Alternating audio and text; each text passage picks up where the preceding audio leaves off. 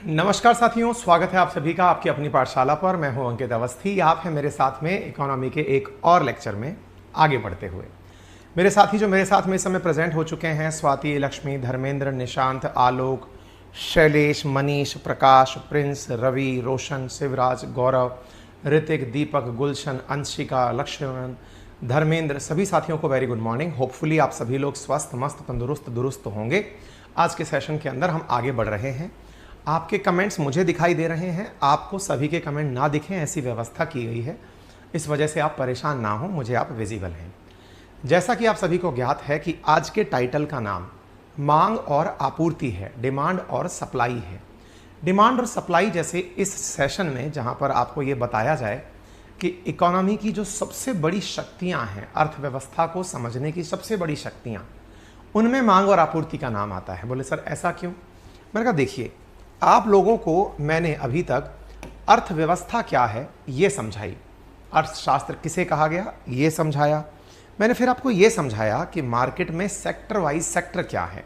मैंने आपको ये बताया कि अर्थव्यवस्थाएं मिश्रित क्या होती हैं, समाजवादी क्या होती हैं, पूंजीवादी क्या होती हैं, साम्यवादी क्या होती हैं। मैंने ये समझाया। इनके साथ साथ फिर मैंने आपको सेक्टर वाइज इकोनॉमी समझाई कि इकोनॉमी के विभिन्न सेक्टर्स कौन कौन से हैं, प्राइमरी सेक्टर क्या है, सेकेंडरी सेक्टर क्या है, टर्सरी सेक्टर क्या है। मैंने आपको ये समझाया। लेकिन जो बड़ा प्रश्न बचा गया था वो ये था कि सर अर्थव्यवस्था के अंदर विभिन्न रूप हैं, हमें समझ में आता है। आपने हमें यह भी बताया कि अर्थशास्त्र, उत्पादन, विपणन, इन सब का पूरा मिला जुला अर्थ है। लेकिन सर हमें यह बताइए, किसी ने फैक्ट्री लगा ली लेकिन उसकी डिमांड ही नहीं है तो क्या करेगा कोई? उदाहरण के लिए मैंने आज कोई क्लास अनाउंस करी। मैंने क्लास अनाउंस करी कि भाई राजस्थान प्रशासनिक परीक्षा के लिए तैयारी करने वाले विद्यार्थियों के लिए क्लास अनाउंस की जा रही है। मैंने अनाउंस कब करी? जब मुझे पता था कि वैकेंसी आने वाली है। यानी मेरे द्वारा जो कार्य किया गया उसके पीछे का तर्क क्या था? वैकेंसी आ रही है। दैट मीन्स मेरी प्लानिंग में पहले से ही एक बड़ा शब्द छिपा हुआ था और वो था मांग, यानी कि डिमांड। ये डिमांड क्या है? पहले से ही मुझे पता है कि परीक्षा आएगी तो बच्चों को पढ़ने के लिए क्लासेस चाहिए होंगी। क्लासेस की पूर्ति कहां से होगी? तो मैं करूंगा ना। तो जो क्लासेस की पूर्ति मैंने करी, पूर्ति दैट इज सप्लाई, वो मैंने प्रोडक्ट बनाकर दे दी।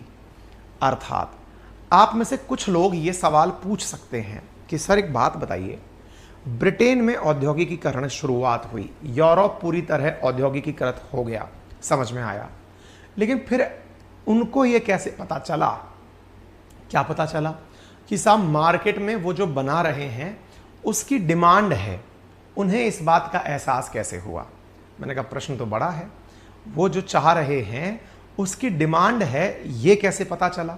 और सर विचार कीजिए, इंडिया में, अब ध्यान से सुनिएगा, ये बहुत ही बड़ी चीज है, आपको ये समझनी होगी। अगर मार्केट समझना है तो आपको सारा गेम यही से समझ में आएगा। ये बहुत पावरफुल शक्तियां हैं डिमांड और सप्लाई। क्या हैं मैं आपको वो और बताता हूं। तो यहां से सुनिए। तो हुआ क्या कि ये जो डिमांड और सप्लाई के बीच का घपला था, अंग्रेजों को डिमांड है ये कैसे पता चला? बोले सर आपको तो इसलिए पता चल गया कि वैकेंसी आ रही है। वो कोई पहली बार तो आ नहीं रही, उससे पहले भी आ रखी है, इसलिए आपको पता चल गया तो कोई नई बात नहीं है। भाई पहले भी आई हैं इसलिए फिर आ गई। लेकिन सर अंग्रेज तो हर चीज पहली बार बना रहे थे। पहली बार बना रहे थे मतलब सर अंग्रेजों ने पहली बार मशीन से कपड़े बनाए थे। दुनिया में पहली बार मशीन से कपड़े बन रहे थे। लोग तो हाथ से बुने हुए कपड़े पहनते थे और उन्हें इतनी शान से पहनते थे, मैं आपको बताऊं साथियों, कि उन्हें पहनने का जो ऑर्डर होता था ना, इंडिया का कॉटन केवल अमीरों द्वारा पहना जाता था। इंडिया में जो बंगाल में कॉटन उद्योग था, उनके द्वारा जो सूती वस्त्र बनाए जाते थे वो केवल अमीरों की पहचान हुआ करती थी। गरीब के तो बस की बात भी नहीं थी कि वो इतनी अच्छी चीज पहन ले।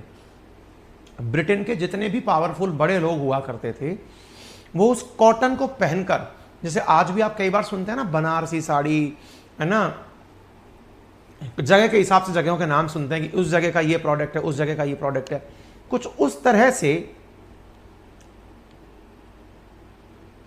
ठीक है ना। तो उस तरीके से क्या होता था पहले लोग, देखिए मैं आपसे पहले निवेदन कर दूं, मैंने सबसे गुड मॉर्निंग कर लिया है, कृपया करके अपनी बातें अंत में रखिएगा। अंत में नहीं रखेंगे तो मैं आपको जरूरी होगा तभी कमेंट देखूंगा जब मैं पूछूंगा, अदरवाइज मैं कमेंट पर ध्यान नहीं दे पाऊंगा, उसके लिए माफी। अच्छा, तो सर एक बात बताइए, अंग्रेजों को यह कैसे पता कि हम मशीन से जो प्रोडक्ट बनाएंगे उसे लोग खरीद लेंगे? बड़ी चीज थी। मतलब उत्पादनकर्ता को उत्पादन करने की मशीन तो मिल गई, खरीदार को लेकर टेंशन हो रही है कोई मिलेगा कि नहीं मिलेगा, यानी डिमांड है या नहीं ये भी बड़ा सब टेंशन है। अर्थात पूर्ति होने लगे और कोई डिमांड ना हो, विचार करो कितना बड़ा संकट हो जाएगा। रोड पे टमाटर की तरह सड़क पर बिखरे पाए जाएंगे टमाटर। क्यों? जब डिमांड है ही नहीं और सप्लाई आपने बढ़ा दी तो 2 रुपए किलो टमाटर हो जाएगा। रिवर्स कर दीजिए, डिमांड बढ़ गई और सप्लाई नहीं है तो 100 रुपए किलो हो जाएगा टमाटर। हम तो उस स्थिति की बात कर रहे हैं कि दुनिया को ना तो उस समय यह पता था कि स्टीम इंजन क्या होता है, ना दुनिया को यह पता था टेलीफोन क्या होता है। डिमांड की बात कहां से पता चली? मैंने कहा तरीके थे अंग्रेजों के पास, वो अपनी हर चीज को सबसे पहले इस शहर के सबसे अमीर आदमी को दे देते थे, या फिर जो भी उस देश का राजा होता था या उस राज्य का जो अधिकारी होता था उसे पकड़ा देते थे। और हमारे यहाँ तो बहुत ही अच्छे से इन्फ्लुएंसर की परंपरा परंपरागत रूप से चली आई है। जो बड़े लोग करेंगे उसे करने में शान समझा जाता है। किस चीज में शान समझा जाता है? इस बात में कि अगर अमिताभ बच्चन ने कहा कि डाबर च्यवनप्राश खाने से तंदुरुस्ती मिलती है तो चलिए खा लेंगे, क्या फर्क पड़ रहा है। अगर शाहरुख खान ने कह दिया कि पेप्सी से उसके जीवन में एकदम जिंदगी सेटल हो गई, पी लेंगे। शाहरुख खान की जगह आमिर खान ने कह दिया कि कोको कोला ने उसकी जिंदगी बना दी, सलमान ने कह दिया थम्स अप ही मेरी जिंदगी का सबसे बड़ा थ्रिल है, कर लेंगे। ऐसे ही अंग्रेज क्या करते थे? उन्होंने सबसे पहले अपने नए नए वस्त्राभूषण, गाड़ियां, जो भी चीज उन्होंने नई बनाई, परफ्यूम, जो भी कुछ ऐसा बनाते जो कि दुनिया के लिए, घड़ी जो नायाब दिखती, वो सबसे पहले देश के अंदर, भारत के अंदर जो सबसे उद्योगपति लोग थे या जो जमींदार लोग थे, जो सामंत थे, जो राजा थे, उनको भेंट की जाती थी। राजा जी चाव में पहनते, राजा जी को यह कहा जाता देखो ये हम पहनते हैं तो आपको पहनने में क्या बुराई है। राजा जी इस खुशी में पहन लेते। जनता उन जैसा दिखने के चक्कर में, जेंटलमैन बनने के चक्कर में, आज भी अगर आप गूगल पर जेंटलमैन सर्च करेंगे तो जो इमेज दिखाई देगी आपको गूगल पर, वो एक टाई, कोट, पैंट पहने हुए आदमी की दिखाई देगी। भद्र पुरुष कपड़े से नहीं डिसाइड होता है, व्यक्तित्व से डिसाइड होता है। लेकिन हमारे दिमाग में बिठा क्या दिया कि भैया जो भी बड़ा आदमी है, जो दिखने में सूट बूट पहनने वाला आदमी है, वो जेंटलमैन है। कोई बात नहीं साहब। ये जो डिमांड सप्लाई में सप्लाई को बढ़ाने की जो बात थी, ये कैसे करी जाए? तो इसके लिए डिमांड को इंक्रीज करना था। कुल मिलाकर अगर मैं कंक्लूड करूं तो डिमांड और सप्लाई के बिना मार्केट चल नहीं सकता। डिमांड होगी तो ऑटोमेटिक सप्लाई के लिए लोग मेहनत करने लगेंगे। अब हम एक और हाइपोथेटिकल सिचुएशन की चर्चा करते हैं। चर्चा क्या है? कॉमन सेंस लगाते हैं। मान लीजिए किसी भी XYZ वस्तु की डिमांड बढ़ जाती है। उदाहरण के लिए हम डिमांड पर प्रश्न खड़ा कर रहे हैं। डिमांड यानी कि मांग क्या है और मांग से क्या क्या फर्क पड़ता है, अब हम उसे समझने का प्रयास कर रहे हैं। विचार कीजिए, जब कोरोना आया, ये टाइम फेज कौन सा है? कोरोना का। कोरोना के समय सबसे ज्यादा अचानक डिमांड किस चीज की रेज हुई? ध्यान से सुनिएगा, डिमांड की बात कर रहे हैं। कोरोना की वजह से नेक्स्ट, मतलब ऑब्वियस ही बात है, सैनिटाइजर जो आप यूज करते हैं हाथ पोंछने के लिए, ग्लव्स, उस समय एक मशीन चली थी ऑक्सीजन कॉन्सेंट्रेटर, ये तो जीवन यापन के लिए जरूरी थी। दवाइयां, ये तो चलो कोरोना से लड़ने के लिए थी। मास्क, अच्छा, दूसरी तरफ चलते हैं। ये तो आपको जीने के लिए जरूरी थी क्योंकि सरवाइव करना था, सर्वाइवल वाली डिमांड थी। लेकिन कुछ लोग उस समय भी अपनी नौकरियां कर रहे थे, जैसे हम जैसे लोग उस समय भी पढ़ा रहे थे।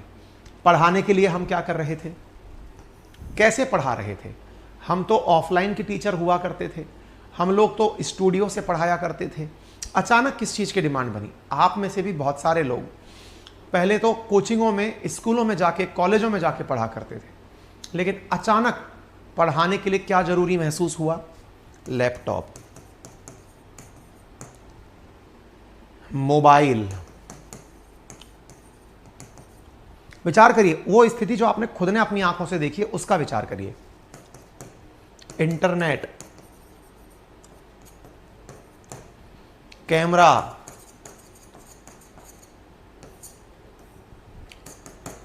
जिस बोर्ड पर मैं लिख रहा हूं ये डिजिटल बोर्ड है, ठीक है, ओके। इन सब की आपने डिमांड में क्राइसिस देखी है। आप में से शायद ही कोई व्यक्ति ऐसा होगा जो कोरोना काल को भूलना चाहेगा। जहन में है, बस हम सोचते हैं कि ऐसी याद ना आए तो बेहतर है। याद करिए, उस दौर में इन सब चीजों का डिमांड आसमान पे था, मांग आसमान पे थी। हर आदमी मास्क लगाए घूम रहा है, हर आदमी सैनिटाइज कर रहा है, हर आदमी कर रहा है। पढ़ने वाला आदमी बिना लैपटॉप के वर्क फ्रॉम होम कर ही नहीं सकता। यानी जितना भी कम मतलब सर्विस क्लास आदमी है, सबको लैपटॉप चाहिए। जितने भी बच्चे हैं उन्हें या तो लैपटॉप चाहिए या मोबाइल चाहिए। जिनको घर वाले केवल अभी तक सुनने के लिए फोन दिया करते थे, उन्हें अब लैपटॉप की जरूरत होने लगी। मानते हो? जब ये सारी चीज आने लगी तो ऐसी स्थिति में एक बड़ा प्रश्न क्या बनकर आया? इसकी सप्लाई का क्या होगा? आप मुझे बताइए, हमने इस चीज को कहां से इंपोर्ट किया? आंसर था चाइना से किया। चाइना से इंपोर्ट क्यों किया बाय द वे? क्योंकि चाइना हमसे पहले कोरोना से लड़ाई लड़ रहा था। जब वहां पर कोरोना से लड़ाई हो रही थी तो वो लोग इन सारी चीजों को देख चुके थे, सैनिटाइजर को, ग्लव्स को, मास्क को, ऑक्सीजन कंसंट्रेटर को, दवाइयों को। इनको चाइना वाले लोग फील कर चुके थे, उनके पास वो बना हुआ रखा था। कहां से सप्लाई होने लगी? चाइना से इंपोर्ट होने लगा। मुझे ये बताइए, डिमांड इंक्रीज हुई तो आप में से बहुत सारे लोगों ने मास्क, ग्लव्स, आपने सैनिटाइजर बहुत महंगे महंगे भी खरीदे होंगे। मास्क को तो बड़ी बड़ी कंपनियां ब्रांडेड रूप में निकालने लगी।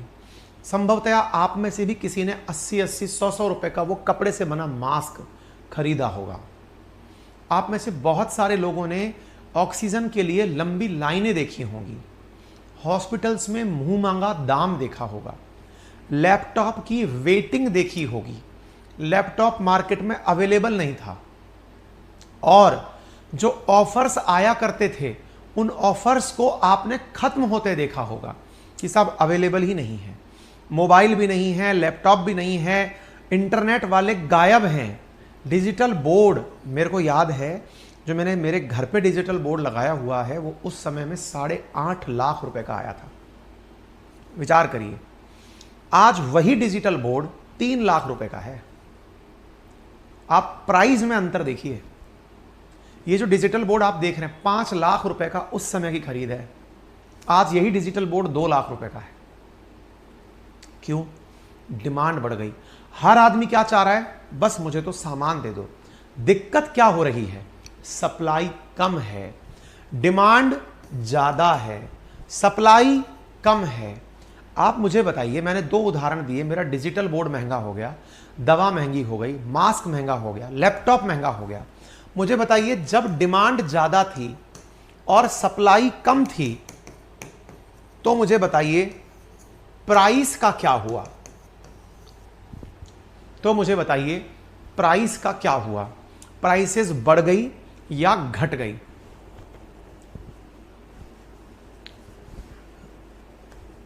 राहुल बिल्कुल मिलेगी बेटा, कर रहे हैं कोशिश। हाँ भाई, प्राइस का क्या हुआ? विचार करिए। प्राइस इंक्रीज हो गई।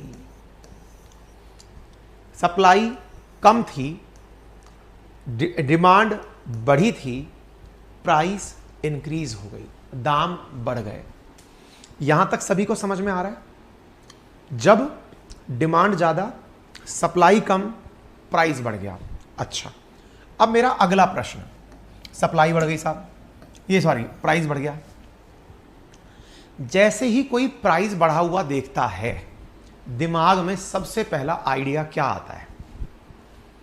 यार गजब चीज है यार, इसकी लागत इतनी कम, मांग इतनी ज्यादा, अगर इस चीज को बना लिया जाए खुद से, गजब प्रॉफिट हो जाएगा।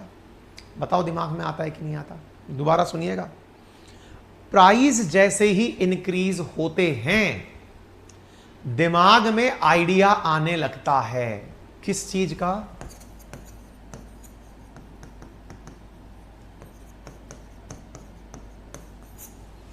प्रोडक्शन का। हर किसी के दिमाग में आने लगता है, बस भाई साहब एक बार मान लीजिए प्राइस बढ़ गई, प्राइस बढ़ गई, क्या करें? बोले यार जो मास्क है ना, बनकर आता है रुपए के अंदर 5 और बिकता है मिनिमम 5 रुपए का, गजब प्रॉफिट है। सैनिटाइजर, अरे यार कुछ भी नहीं है, दारू है, 1 लीटर लाओ, पानी घोलो, कितना भी बेचो, सीधा प्रॉफिट है। भाई साहब बड़ी बड़ी दुकानों ने, छोटे छोटे उद्योगों ने सारे काम साइड में रखे। महिलाएं जो राखी बना रही थी उनसे मास्क बनवाए, जो दवाइयां बना रहे थे वो बनाकर सैनिटाइजर बनाने लगे कि भाई साहब बना दो, इसमें तो गजब तरीके का प्रॉफिट है, गरब प्रॉफिट, गजब, मजा आ गया। ठीक बात है साहब। प्रॉफिट के कारण, प्राइस के कारण क्या बढ़ने लगा? प्रोडक्शन इंक्रीज होने लगा, प्रोडक्शन बढ़ रहा है। भारत सरकार को भी अचानक लगा कि अरे कोई बात नहीं, सैनिटाइजर ये ड्रग फ्रग तो सब सही है, लेकिन असली खेला तो यहां हो रहा है। क्या खेला हो रहा है? लोग लैपटॉप खरीद रहे हैं, इतना महंगा आ रहा है, मोबाइल खरीद रहे हैं, इतना महंगा आ रहा है, चाइना के पास सीधा पैसा जा रहा है। सरकार ने तुरंत क्या किया? बोले नहीं भाई साहब, अपन को तुरंत एक योजना लानी पड़ेगी। क्या योजना लाए? क्या नाम था इसका? Production linked incentive scheme, PLI जिसे आप कहते हैं। सरकार ने तुरंत पहचाना, अरे भाई साहब दुनिया दूसरी तरफ भाग रही है, क्या करें? अपने लोगों से कहें कि देश का पैसा बाहर मत जाने दो, दिक्कत हो जाएगी। तो बोले फिर? बोले इनसे कहो यहीं पर प्रोडक्शन करें। प्रोडक्शन कैसे करें सर? कुछ है ही नहीं। अरे इनसे कहो कुछ भी करें, प्रोडक्शन करें, सरकार इन्हें टैक्स बेनिफिट देगी, सरकार इन्हें टैक्स बेनिफिट देगी। ऐसा कह के PLI स्कीम लॉन्च कर दी गई, production link incentive scheme launch कर दी गई। Production link incentive scheme launch की गई देश के विभिन्न सेक्टर्स में, जिनके अंदर आज आपको मालूम है कि भारत लैपटॉप में, मोबाइल में, चिप बनाने में दुनिया का बड़ा मैन्युफैक्चरिंग हब बन चुका है। जो भारत पहले इंपोर्ट करता था, आज एप्पल भी भारत में ही बन रहा है। भारत से बनकर के चीजें एक्सपोर्ट हो रही हैं। भारत से बना हुआ मोबाइल दुनिया भर में बेचा जा रहा है। सरकार ने क्या दिमाग लगाया? उत्पादन अपने पास करा जाए। क्या आप मेरी बात समझ पा रहे हैं? प्राइस ने किसे इंक्रीज किया? उत्पादन को इंक्रीज किया। आपको फिर लगने लगेगा कि सर ये तो बहुत अच्छी चीज है, प्राइस ने उत्पादन बढ़ाया। अब मुझे ये बताइए, जैसे ही उत्पादन बढ़ा, सबसे पहला असर क्या पड़ा? उत्पादन इंक्रीज हुआ, सबसे पहला असर क्या पड़ा? सबसे पहला असर पड़ा, उत्पादन होते ही सप्लाई बढ़ने लग गई। उत्पादन बढ़ते ही जो सप्लाई पहले कम थी, वो सप्लाई बढ़ने लग गई। दोबारा घूम के आ रही हैं चीजें, दोबारा घूम के आ रही हैं। क्या चीज बढ़ रही है? सप्लाई बढ़ रही है। सप्लाई बढ़ना शुरू हो रहा है। फिर से बताइए, जब आपको बड़ी मात्रा में वही चीज दिखने लगेगी तो आपके अंदर कंपटीशन का भाव पैदा होगा कि यार मेरा माल बिक जाए। कभी सब्जी मंडी सब्जी खरीदने गए हैं आप? जब आप एक ही सब्जी को 10 दुकानों पर रखा देखते हैं तो दुकान वाले आपको देखते ही आवाज लगाना शुरू कर देते हैं। आवाज लग रहे हैं 10 रुपए किलो आलू, एक आवाज दे रहा है 9 रुपए किलो आलू, एक आवाज दे रहा है 10 के सवा किलो आलू, एक आवाज दे रहा है 10 के 1.5 किलो आलू। आप पागल हो गए। क्यों? क्योंकि हर दुकान पर क्या हो गया? हर दुकान के ऊपर आलू आलू आलू आलू हो गया। यानी प्रोडक्शन इंक्रीज हुआ तो आपका हर सामान आलू हो गया। सप्लाई इंक्रीज हो गई, हालात क्या हुए?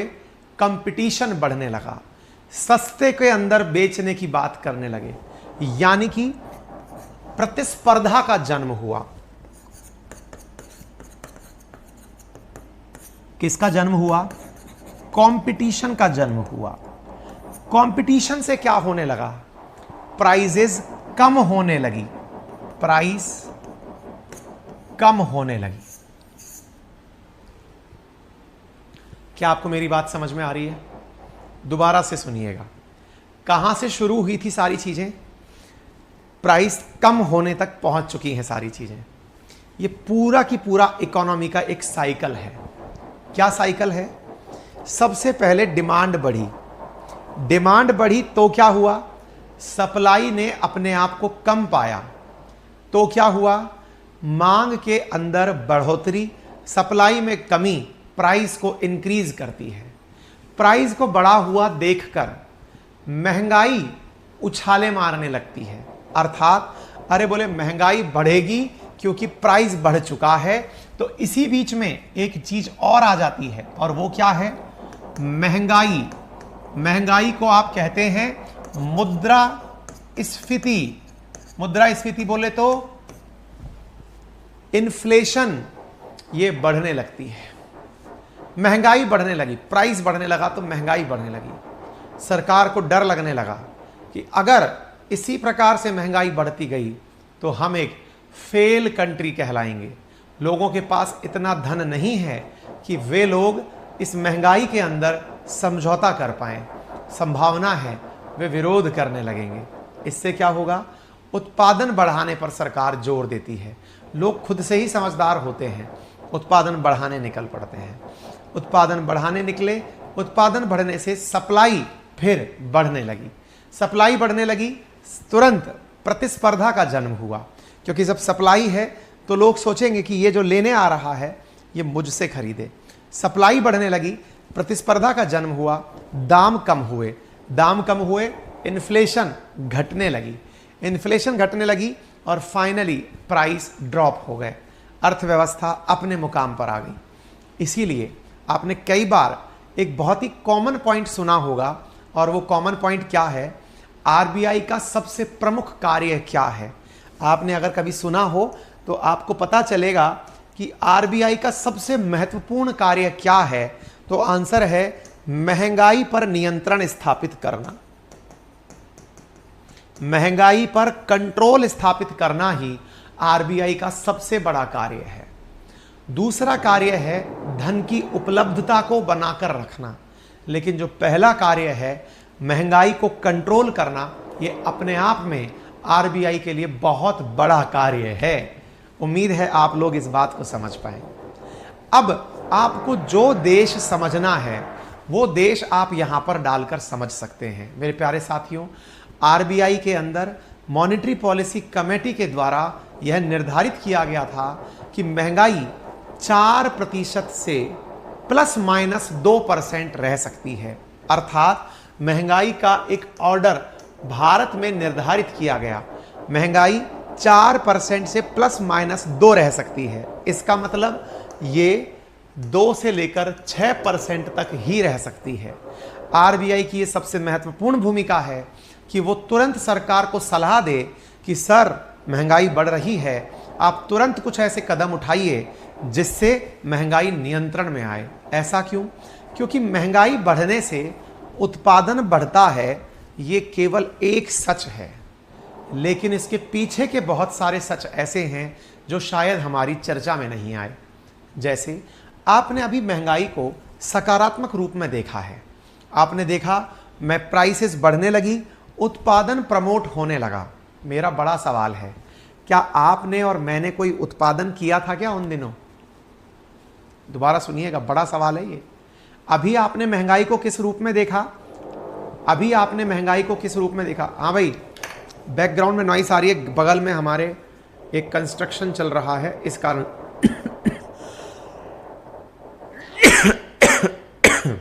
रुकिए।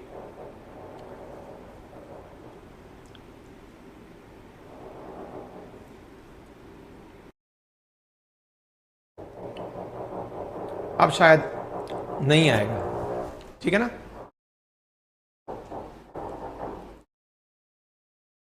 सर नटराज बैच के मेरे फ़ोन में नटराज बैचेस नहीं दिखा रहा।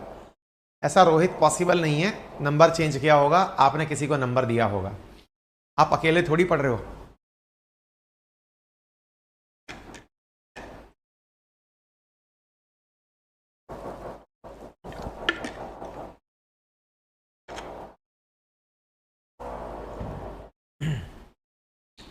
ठीक है, आगे बढ़े। हाँ जी, अब आवाज़ भी दिक्कत दूर हो गई होगी, मैंने एक फ़िल्टर लगा दिया है। अब पड़ोस में काम चल रहा है तो उन्हें रोक नहीं सकते। अब ज़्यादा आ रही है ऐसा? ठीक है, आगे बढ़े। हाँ जी, अब आवाज़ भी दिक्कत दूर हो गई होगी, मैंने एक फ़िल्टर लगा दिया है। अब पड़ोस में काम चल रहा है तो उन्हें रोक नहीं सकते। अब ज़्यादा आ रही है ऐसा? अच्छा अच्छा, तो वो हटा देता हूँ।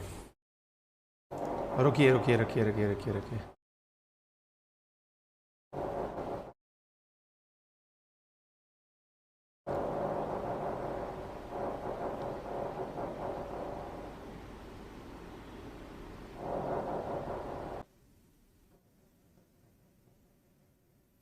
अब सही हो जाएगा।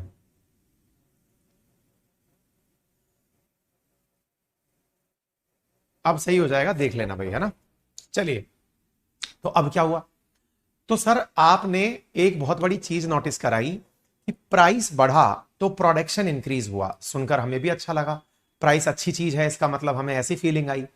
लेकिन मैंने आपसे कहा कि ये तो आपने एक पक्ष देखा है, एक और पक्ष है जो आपसे छूटा रह गया। कौन सा पक्ष है?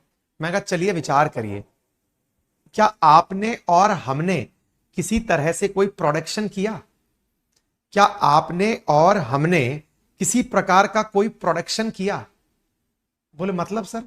अरे मैंने कहा कोई फैक्ट्री डाली थी क्या आपने? आपने सैनिटाइजर बनाया था क्या? ग्लव्स बनाए थे क्या? लैपटॉप बनाए थे क्या? या फिर मोबाइल बनाए थे क्या? दवाइयां बनाई थी क्या? नहीं ना। आप और मैं तो उपभोक्ता थे। उपभोक्ता को इस प्राइस बढ़ने से क्या लाभ हुआ? उसका तो नुकसान ही हुआ। वो बेचारा पहले 100 रुपए में जहां पर भर के सामान ला सकता था, अब वो उस 100 रुपए में 2 मास्क ला रहा है। मतलब समझ रहे हैं? 100 रुपए में कम से कम 1 मीटर कपड़ा आ जाए, पूरा घर बैठकर मास्क बना ले, पहन ले। लेकिन केवल और केवल कितना सा काम हो रहा है? 2 मास्क जितना। यानी कि प्राइस बढ़ने से किसी एक ही सेक्टर को लाभ होता है। यानी कि प्राइस बढ़ने से केवल किसी एक ही सेक्टर को लाभ होता है, बाकियों को नुकसान होता है।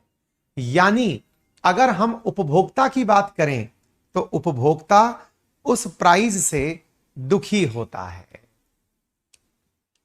उपभोक्ता की सबसे बड़ी परेशानी, वो प्राइस से दुखी होता है। और जब उपभोक्ता प्राइस से दुखी होता है तो वो प्रोटेस्ट करने सड़क पर उतर आता है, क्योंकि उसके पास धन नहीं है। उदाहरण के रूप में श्रीलंका, पाकिस्तान, वेनेजुएला या फिर नेपाल, ये सब इसके जीवंत उदाहरण हैं। जब कंज्यूमर दुखी होता है तो वो प्रोटेस्ट पर उतरता है। प्रोटेस्ट पर उतरता है तो क्या होता है? सरकारें हिल जाती हैं। सरकारें हिलती हैं तो सरकारें गिरती भी हैं, श्रीलंका उसका बेहतरीन उदाहरण है, इमरान खान उनका बेहतरीन उदाहरण है, ब्रिटेन उसका बेहतरीन उदाहरण है। तो आप सोचिए कि क्या केवल डिमांड और सप्लाई मजाक है? भाई साहब, सरकारें गिरी हैं आपके सामने। जब सप्लाई बाधित हुई, आप पूछेंगे कौन सी सप्लाई बाधित हुई? मैंने कहा आइए, कोरोना के बाद में श्रीलंका के अंदर, पहले कोरोना काल के अंदर टूरिस्ट नहीं आ रहा था, कोरोना काल के कारण श्रीलंका का कोई भी सामान बाहर बिकने नहीं जा रहा था, और उसी समय पर रशिया यूक्रेन कन्फ्लिक्ट शुरू हो गया। इसके चलते श्रीलंका में तेल का इंपोर्ट नहीं हुआ, रशियन लोग घूमने नहीं आए, श्रीलंका की चाय रशिया बिकने नहीं गई। इससे रशिया के पास संसाधनों का अभाव हो गया, धन नहीं पहुंचा। लोगों को लगा कि यहां पर अब देखिए तेल नहीं आ रहा है तो लोग तेल के लिए क्या करेंगे? जो कम तेल है उसके भाव बढ़ाएंगे, इसलिए तेल के भाव आसमान छू गए। लोगों के पास पैसा नहीं है तो जिनके पास है वे महान व्यक्ति कहलाए। लोगों के पास धन का अभाव है, खरीदने के लिए पैसे नहीं है, भाव बढ़ गए। कहने का मतलब समझिएगा, कुल मिलाकर मार्केट को प्रभावित कोई सी भी शक्ति करे, प्रदर्शन अपने देश में होते हैं। इसीलिए आप में से कई लोगों ने कभी सुना होगा कि आज जो भारत के हालात हैं वो काबिले तारीफ हैं। ना तो भारत कोरोना काल में हिला, ना ही रशिया यूक्रेन कन्फ्लिक्ट में हिला। ना तो कोरोना काल में भारत को महंगाई छू पाई और ना ही रशिया यूक्रेन कन्फ्लिक्ट में छू पाई। हम नंबर 7.5 तक पहुंचे थे, लेकिन तुरंत उसे कंट्रोल करके अपने अंडर में ले आए थे। इसके लिए सरकार को बधाई दी जानी चाहिए। सर, आप तो सरकार का विज्ञापन कर रहे हैं। अरे हमने कहा ठहरो भाई, विज्ञापन नहीं कर रहे हैं, सरकार की नीतियां आपको यहीं से जाननी होती हैं। कौन सी नीतियां? हमने कहा मार्केट को लेकर सरकार की 2 प्रकार की नीतियां होती हैं। एक नीति होती है जिसे राजकोषीय नीति कहते हैं, जिसे फिस्कल पॉलिसी कहते हैं, और एक मौद्रिक नीति होती है अंग्रेजी में जिसे मॉनेटरी पॉलिसी कहते हैं। यानी कि डिमांड और सप्लाई को सरकार के द्वारा नियंत्रित रखने के लिए, सरकार के द्वारा मांग और आपूर्ति में कंट्रोल स्थापित रखने के लिए जो तरीके अपनाए जाते हैं, उनमें 2 बड़ी नीतियों का योगदान होता है। एक में से नाम है राजकोषीय नीति, जिसे आप फिस्कल पॉलिसी कहते हैं, और दूसरी है मौद्रिक नीति, जिसे आप मॉनेटरी पॉलिसी कहते हैं। यानी आपके जेब में कितना पैसा होगा, ये सरकार इन्हीं 2 नियमों से डिसाइड करती है। सर कैसे? मैंने कहा राजकोषीय नीति के माध्यम से वो ये डिसाइड करती है कि लोगों के ऊपर कितना टैक्स लगाना है, कितना टैक्स में छूट देना है, किसी के अकाउंट में कितना पैसा ज्यादा डालना है। सरकार के तरीके होते हैं, लोगों को मुफ्त रोजगार देना है या फिर लोगों के लिए सारी चीजें हेलीकॉप्टर ड्रॉप की तरह अकाउंट में डाल देनी है, सरकार डिसाइड करती है। लेकिन लोगों के अकाउंट में जो पैसा है, कहीं वो कम ना हो या कहीं वो ज्यादा ना हो, बैंकिंग के माध्यम से उस पर नियंत्रण आरबीआई रखती है, जिसे आप मॉनेटरी पॉलिसी कहते हैं। यानी इसके बाद जो हमारा नया चैप्टर होगा बैंकिंग के ऊपर, असल में वो आरबीआई की मॉनेटरी पॉलिसी का ही डिस्कशन होगा। क्या आपको डिमांड और सप्लाई की बातें समझ में आई? अगर आई हो एक बार थम्स अप करिए, फिर हम आगे बढ़ेंगे। अगर आपको मेरी बातें समझ में आई हो तो एक बार के लिए थम्स अप करिए।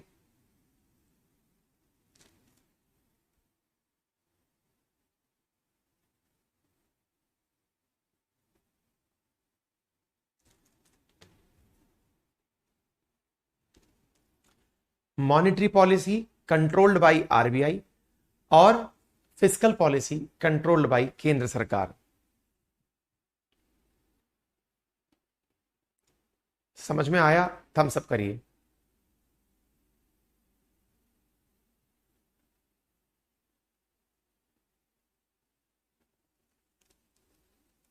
क्लियर?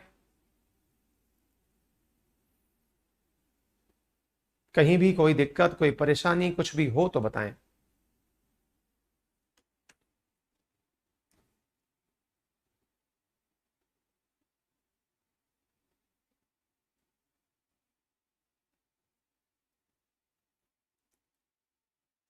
रोहित लिख रहे हैं, आपको सुनने के बाद लगता है कि बस आप ही सब कुछ हैं, पर अगले दिन सब बातें भूलने लगते हैं। तो बेटा ये तो मेरा तरीका है कि मैं आपको समझा इस तरह से रहा हूं कि आपको ये बातें समझ में आए।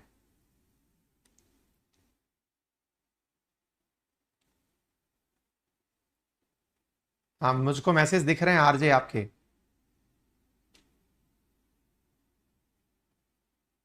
क्लियर? चलिए आगे बढ़े। एक बालक पूछ रहा है 2 लाइव क्लासेस एक ही समय पर कैसे? बेटा वो माधव बैच है, माधव बैच अलग एग्जाम के लिए चल रहा है, ये फाउंडेशन बैच है, ये अलग एग्जाम के लिए चल रहा है। इस एप्लीकेशन पर कोई 2 ही क्लास थोड़ी, 15 क्लास 20 क्लास कितनी भी चला लो। अलग अलग लोगों को अलग अलग चीज चाहिए ना, आपको सब थोड़ी चाहिए।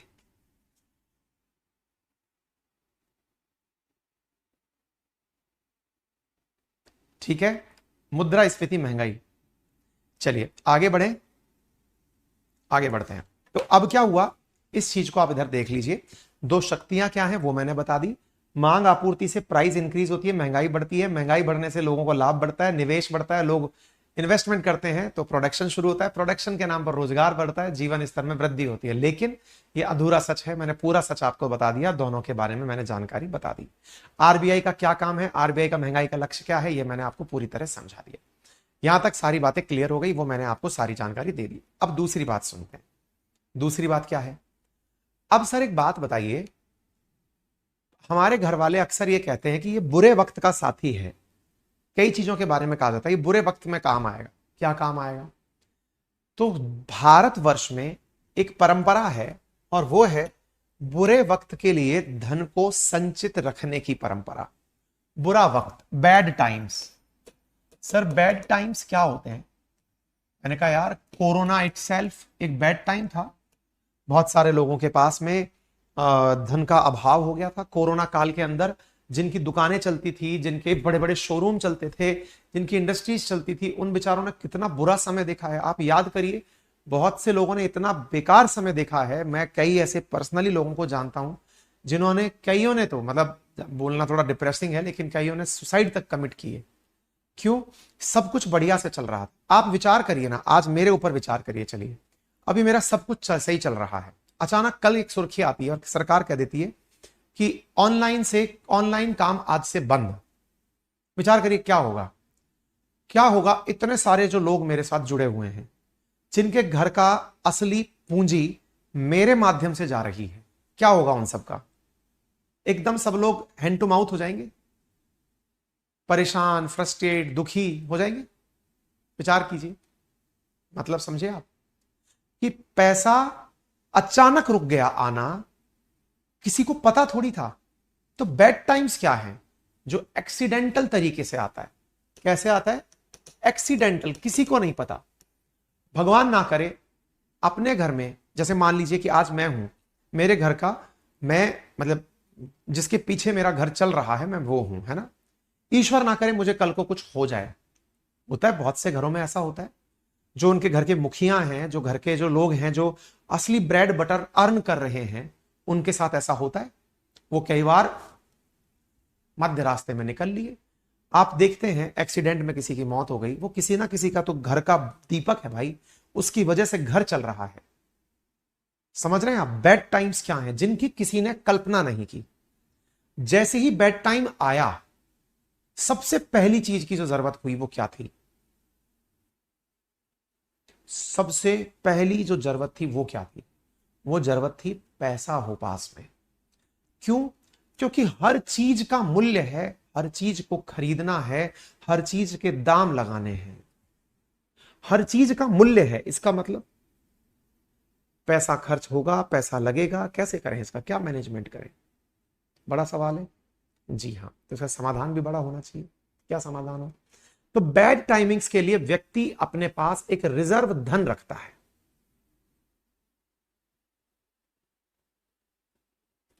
मोह लिख रहे हैं गुस्सा मत होना, रिकॉर्डेड देखते हैं आप, पॉलिटिका हिंदी अलग से डलवा दो। अरे बेटा पॉलिटिका हिंदी अलग से डलवा दो, हिंदी में ही तो पढ़ा रहा हूं। अगर नोट्स की बात कर रहे हो तो नोट्स A4 हिंदी और इंग्लिश जैसे चैप्टर खत्म होता है तब आता है, डे 1 में नहीं आ जाता है। माधव बैच में मेरे में नहीं चल रहा। प्रकाश चौहान, बेटा अगर आप नटराज बैच के विद्यार्थी हैं तो नटराज बैच के अंदर ही जहां पर आपको टेस्ट, टेलीग्राम इनके ऑप्शन दिख रहे हैं, वहीं पर एक ऑप्शन डाल दिया गया है माधव बैच के नाम से, आप जाकर उसे देख सकते हैं। So simple as that.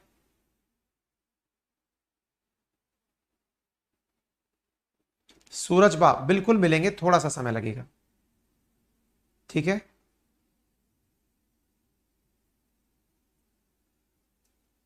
कुछ ऐसा बताएं कि पढ़ा हुआ ना भूलें, बताएंगे। रिवीजन इज द की, उस पर भी आएंगे, ये किसी दिन सैटरडे संडे के दिन बैठ के रविवार वार्ता वगैरह हम करेंगे, अभी फिलहाल सुनो। तो आपको बैड टाइम्स के लिए धन चाहिए। कैसा धन चाहिए? आपने कभी अपनी माताजी से जिक्र किया है? आपके घर में कितनी भी कंगाली क्यों ना आ जाए, कितनी भी कंगाली, मतलब पापा को आपने तनाव में देख लिया कि पापा पूरी तरह त्रस्त हैं, घर में एक बैंक होती है और उस बैंक का नाम मां होता है। वो बैंक ऐसी है कि उनके पास आपदा के लिए पैसे होते हैं। कैसी आपदा? अचानक कोई हारी बीमारी हो गई। बेटा, हर व्यक्ति ने बुरा समय देखा होता है, मतलब हमने भी बहुत बुरा समय देखा है, और भारत का हर वो व्यक्ति जो आज मध्यम वर्ग में है, वो कभी निम्न वर्ग में था, उसने बुरे वक्त को देखकर कुछ सीखा है, उससे वो आगे बढ़ा है ना। उस बुरे वक्त में माता जी के पास में 500 रुपए, 1000 रुपए, 5000 रुपए, 10,000 रुपए वो बचा के रखती हैं। वो किस लिए बचा के रखती हैं? एक दिन जब कोई मुसीबत आई तो मैं अपने जेब से निकाल कर ये पैसा दूंगी। वैसे नहीं देंगी वो, आप कितना भी मांग लो, मुझे किताब लानी है, मुझे कपड़े लाने हैं, मुझे घूमने जाना है, मुझे खाना खाना, नहीं देंगे। आप कितना भी जिद कर लीजिए, वो कहेंगी कि है ही नहीं। वो यही कहेंगी कि कितना भी कह दो, वो कहेंगी है ही नहीं। फिर अब कितना भी कह दो है ही नहीं, लेकिन जैसे ही पापा ने कहा कि बच्चा बीमार हो गया, अब क्या करें, अजी लो रुको मैं आपको लाती हूं, ये रहे पैसे। वो घर में फटाक से जाएंगी, पैसे लेके आएंगी, लीजिए आप बच्चे को दिखा के लाइए। यानी आपातकाल के लिए धन है। आपने इस पूरी कहानी का क्रक्स क्या निकाला? क्या पापा ने घर के बर्तन बेचे क्या? या फिर पापा ने कोई भी ऐसा काम किया क्या? घर के बर्तन बेचना, जमीन बेचना, या फिर सामान गिरवी रखना। आपके बीमार होते ही क्या किया? कुछ नहीं किया ना। सबसे पहला मित्र जो काम आया वो क्या था? आंसर है कैश। मेरे प्यारे साथियों, उपयोग में ली जाने वाली वो मुद्रा जो सबसे पहले काम आती है, उसी को लिक्विडिटी कहते हैं, तरलता कहते हैं। शब्द है लिक्विडिटी, तरलता। तरलता क्या है? जो आवश्यकता, वो धन का साधन जो आवश्यकता पड़ने पर सबसे पहले उपयोग में लिया जा सके, उसे लिक्विडिटी कहते हैं। इसीलिए कई बार आपने सुना होगा, अब हां, अब एक बच्चा लिख रहा है सर गोल्ड हो सकता है ना, गोल्ड हो सकता है, ये कई कई बच्चों का कमेंट है। बिल्कुल, आपने कभी बुरे हालात में घर वालों को गोल्ड गिरवी रखते देखा है? ईश्वर ना करे कि ऐसा समय आए। मैंने वो सब समय देखे हैं, मैंने जीवन का हर पड़ाव देखा है। आज जो आप मेरी कामयाबी देखते हैं या जो चेहरे पे मुस्कान देखते हैं, जो एक कहावत है ना कि तुम जो इतना मुस्कुरा रहे हो, क्या गम है जिसको छुपा रहे हो, वो सारा समय देखा है। एक एक फेज फील किया है कि ये होता क्या है। मेरे चेहरे पे कभी मुस्कान खत्म नहीं होती, क्योंकि बुरा वक्त जा चुका है। तो वो जो समय है ना, जिस समय कैश खत्म, तो क्या यूज हुआ? गोल्ड यूज हुआ। यानी आपने दिमाग में तरलता का एक रूप लिया हुआ है कि अगर धन नहीं है तो घर का कोई सामान गिरवी रखना पड़ सकता है। उसमें आपने गोल्ड का नाम मेंशन कर दिया। और क्या हो सकता है सर? गोल्ड ही ना हो किसी के पास, गोल्ड ना हो तो लैंड होगा, जमीन हो सकती है। आप में से बहुत सारे लोग आज इतने सुविधा संपन्न हैं, आप में से बहुत सारे बच्चे ऐसे हैं जो कि इस समय ग्रेजुएशन में होंगे। बहुत उम्मीद करके आपसे तनु जागीर, एहसान मानूंगी, बस पढ़ना चाहते हैं इसलिए आपसे हेल्प मांग रही हूँ। सर हेल्प नहीं भी करेंगे तो भी चलेगा। अरे तो हेल्प तो बताओ, क्या मांग रही हो तनु, इतनी सारी बातें क्या लिख दी, है ना। मैं तो केवल ये कह रहा हूं, आप में से आज बहुत सारे बच्चे इतने सक्षम है कि मोबाइल पर सुन और देख पा रहे हैं। एक समय होता था, हमारा हमारा समय, जब मैं 10th में था तब तक मेरे गांव में लाइट नहीं थी। मैं सरकारी स्कूल से पढ़ा हूं बचपन से लेके आज तक। सरकारी माध्यमिक विद्यालय, सरकारी उच्च माध्यमिक विद्यालय, सरकारी कॉलेज, सरकारी आईआईटी, सरकारी नौकरी, सब सरकारी सरकारी सरकारी सरकारी। जहां पढ़े वहां लाइट 10वीं पास कर ली, उसके बाद पहुंची। मोबाइल तो तब आया जब हम पीजी में पहुंच गए। साइकिल से पीजी तक की है, वो समय था। समय जब खराब आता है, आदमी कैश बर्न करता है, गोल्ड बर्न करता है, गोल्ड से भी काम नहीं चलता तो लैंड बर्न करता है। आप में से कई लोग कहेंगे कि सर क्या वाकई में ऐसा होता है? अजी, हमारे कई प्यारे भाई बहन कोटा में पढ़ने आते हैं बिहार से, और मैं बिहारियों को इसलिए मतलब हृदय से सम्मान करता हूं कि वो लोग पढ़ाई का महत्व शायद ही सबसे ज्यादा समझते हैं, क्योंकि वो सबसे ज्यादा संघर्षशील हैं। संसाधनों का इतना अभाव है उनके पास। बहुत से माँ बाप अपने बच्चों को जमीनें बेचकर पढ़ने कोटा भेजते हैं, दिल्ली भेजते हैं। मेरा बच्चा एक बार नौकरी लग गया, जीवन सही हो जाएगा, एक बार डॉक्टर बन गया, जीवन सुधर जाएगा। तो तीसरी सबसे सी, जब धन नहीं था गोल्ड लिया, गोल्ड नहीं था लैंड लिया। ये जो आपने ऑर्डर देखा है, ये जो आपने ऑर्डर देखा, ये ऑर्डर क्या है? ये ऑर्डर लिक्विडिटी का ऑर्डर है। लिक्विडिटी मतलब the ability to turn an asset into cash, यानी कोई भी वस्तु को उठाकर किसमें, तरल में या कैश में बदलने की जो तरीका है उसे लिक्विडिटी कहा गया। तो सबसे लिक्विड क्या हुआ? कैश हुआ।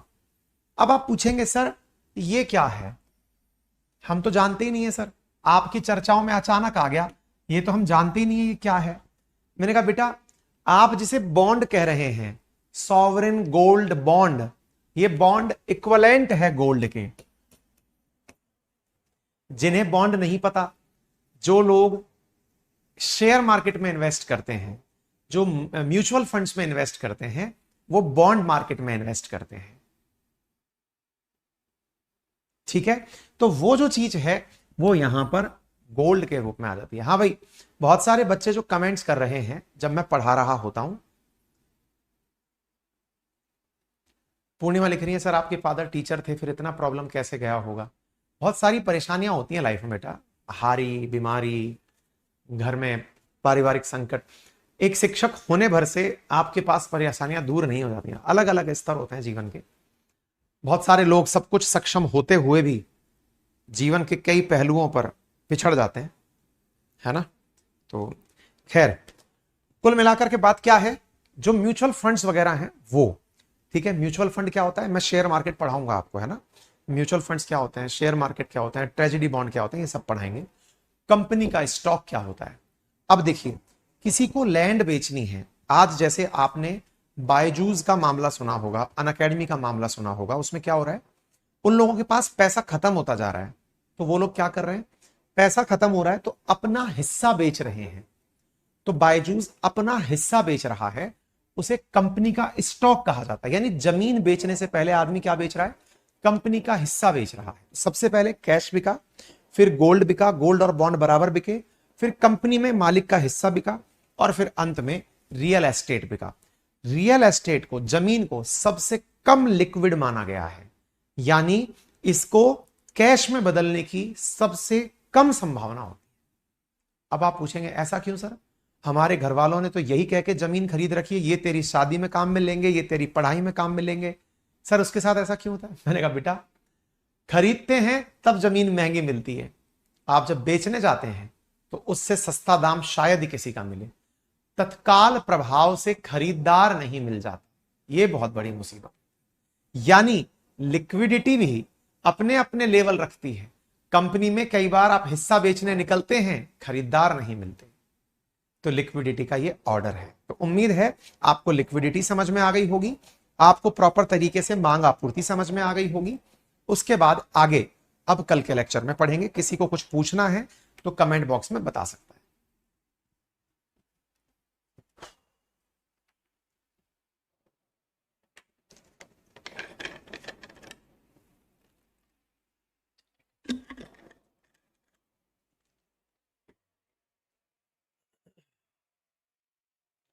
रवि, कृपया नटराज बैच फिर से ओपन कर दीजिए 5 दिन के लिए। बेटा रवि अभी तो नहीं, अब नेक्स्ट मंथ देखेंगे। अब नटराज नहीं, कोई और बैच के नाम से कोई नया बैच लाएंगे। अब नटराज में ऑलरेडी काफी एडमिशंस हो चुके हैं, है ना। नीतू, सर ज्योग्राफी का हैंड रिटन नोट्स परचेज की थी। बेटा मैंने पहले ही कहा था कि आप लोगों के ऑर्डर 28 तारीख तक जो हमारे पास पहुंचे, हमने वही प्रिंटिंग में भेजे, है ना। तो बेटा जब हमारे पास कोई दुकान तो है नहीं कि हमने बना के पहले से रखा हुआ था, आपके ऑर्डर मिले, हमने प्रिंटिंग में भेजा। 28 तक हमने ऑर्डर लिए थे, तो टेक्निकली आप सबके पास 10 से 15 के बीच में पहुंच जाएंगे। शुरुआती दौर है, इसके बाद में जब हमारा ये काम पूरा हो जाएगा, उसके बाद तो सारे काम बहुत आसानी से होने लगेंगे। प्रद्युमन लिख रहे हैं गुरपवन सिंह पन्नू की कार एक्सीडेंट पर, अगला वीडियो उसी पर है बेटा। ब्रजेश शुक्ला, आप यूपीपीएससी का बैच स्टार्ट करें। बेटा बिल्कुल करना है मुझे, मैं कल इसी चक्कर में परसों शायद दिल्ली जा रहा हूं बात करने के लिए, टीम से बात करने के लिए, क्या पॉसिबिलिटीज हैं, क्या कुछ है, मैं बात करता हूं, है ना। प्रकाश, सर जी कुछ दिनों से मेरे ऐप में डीएफ दिख रहा है। डीएफ बेटा मुझे नहीं पता, प्लीज बीपीएससी के लिए। पूजा बिल्कुल करेंगे बेटा, बीपीएससी और यूपीपीसीएस दोनों का ध्यान रखेंगे, है ना। कुलदीप साहू, बेटा वो आप ई बुक के रूप में डाउनलोड कर लीजिए, वो नहीं मिलेगा उसमें, है ना।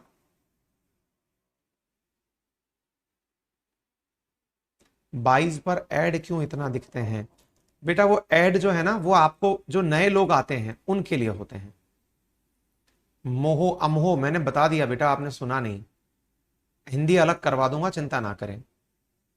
दीपक, बेटा माधव बैच केवल नटराज वालों के लिए चलेगा, आप लोगों के लिए नहीं चलेगा। अगर आप नटराज के विद्यार्थी हैं तो आप जैसे ही नटराज में एंट्री करेंगे, राइट हैंड कॉर्नर पर माधव दिख जाएगा।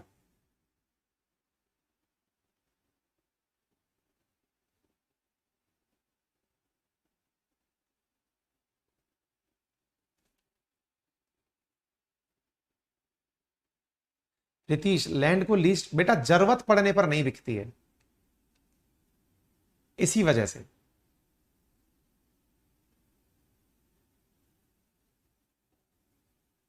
ठीक है।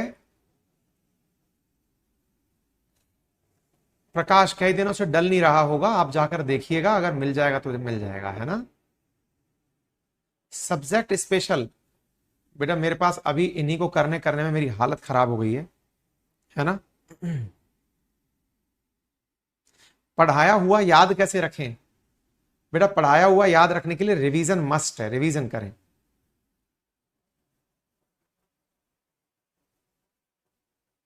चलिए फिलहाल के लिए इतना ही।